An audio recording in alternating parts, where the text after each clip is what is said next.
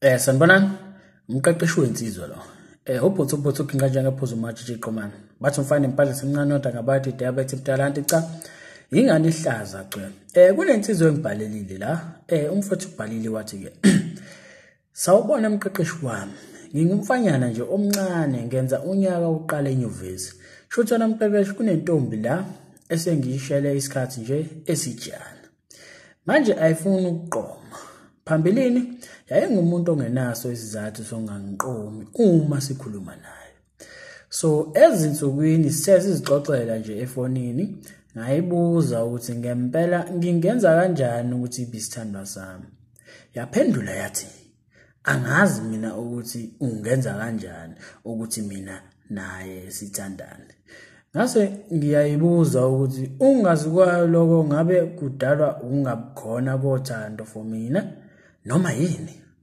Yaphendula yathi ngicabanga ukuthi isikhathi esingavumi maybe sizofika esakho.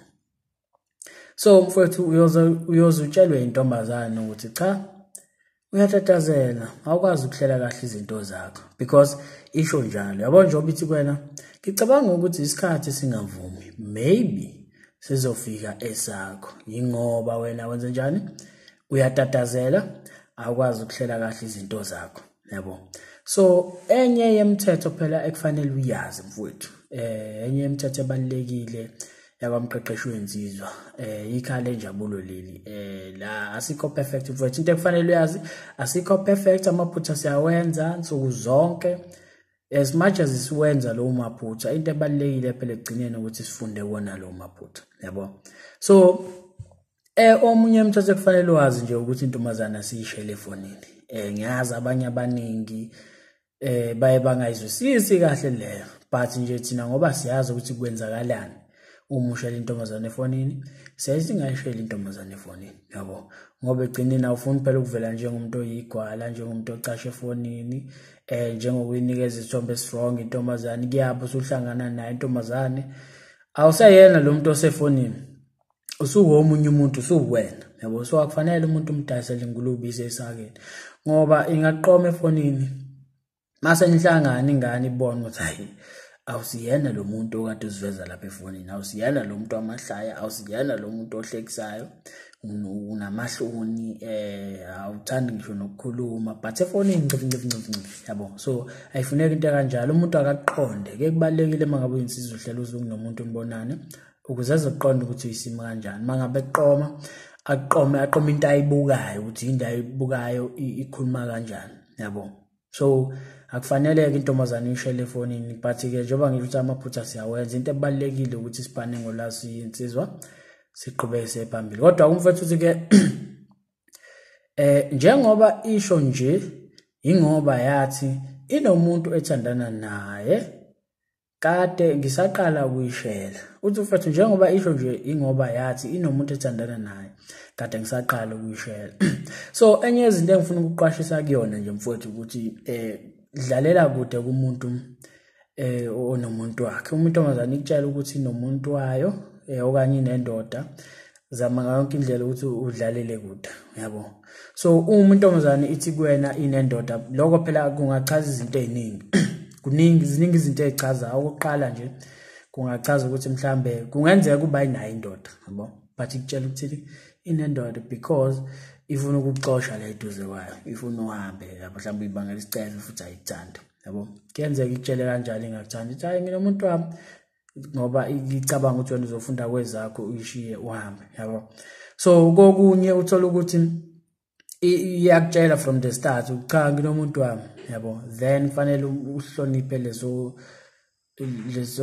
ake ngithi nje leyo nkulumo yakhe kufanele uyihloniphe ulalele lokakutshele wona ngoba ekuqhubekeni kwakho ungazithola ususenkingeni yabo. Kumele ube ready mawukuthi ngempela uqhubeka nomuntu ebekutshelile ukuthi unomuntu wakhe kufanele ube ready emotionally ube ready for noma yini engenzeka yabo. So kokunye intombazane iyakutshela ukuthi inendoda yayo mhlambe emva kwesikhathi kuyenzeka yabo izinto zakho mangabe uyihlela kahle njengoba umqeqeshi ehlezesho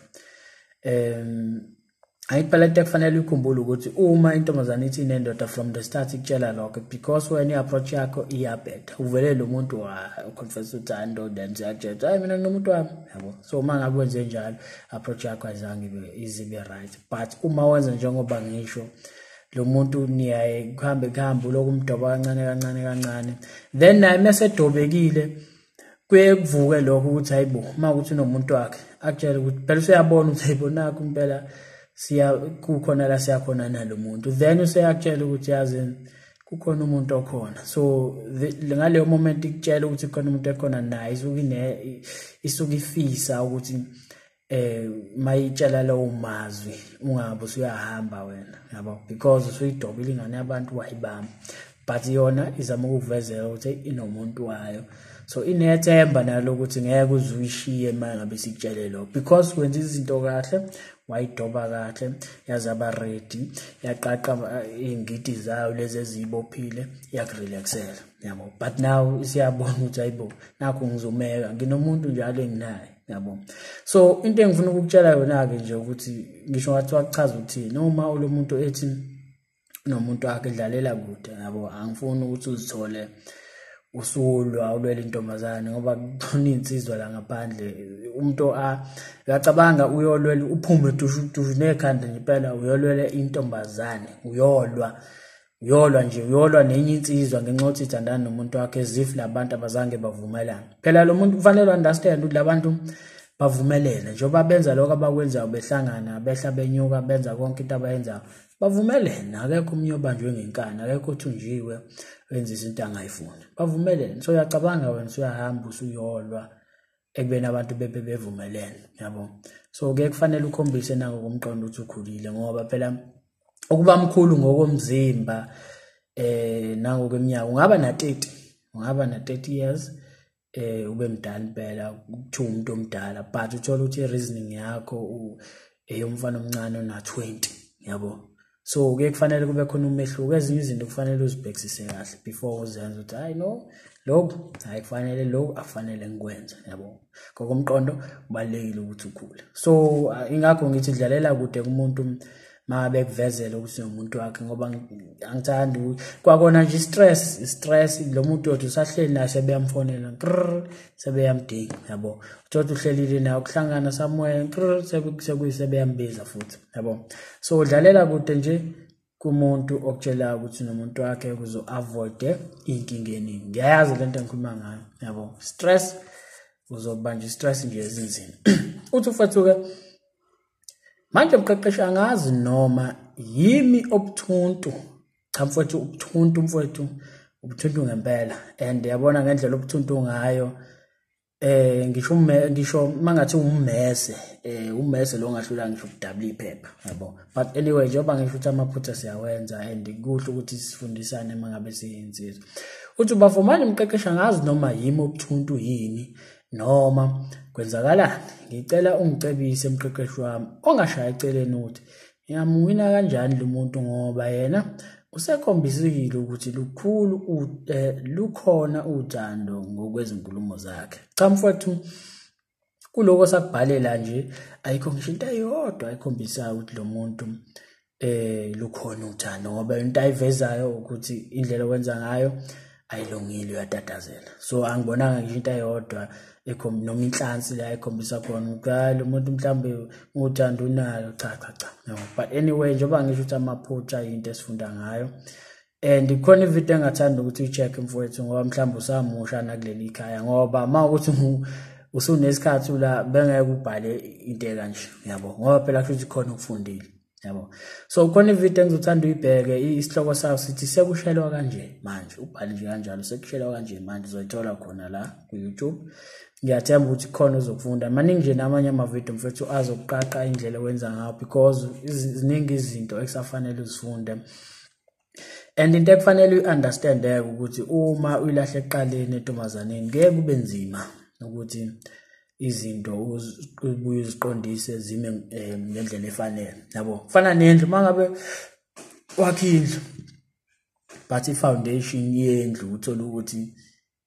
iyabheda noma ungakhi indonga eziqonde kanjani iroof yakhe ibe inhle kanjani because of i-foundation mawuyilahle lapha kwi-foundation yabo leyo ndlu ngawa noma nizofika isiphepha yabo so nentombazane kunjalo mawuyilahle ekuqaleni ke kube nzima ukuthi uqondise emva kwesikhathi but njengoba ngisho futhi ukuthi kuningi kusafanele ukufunde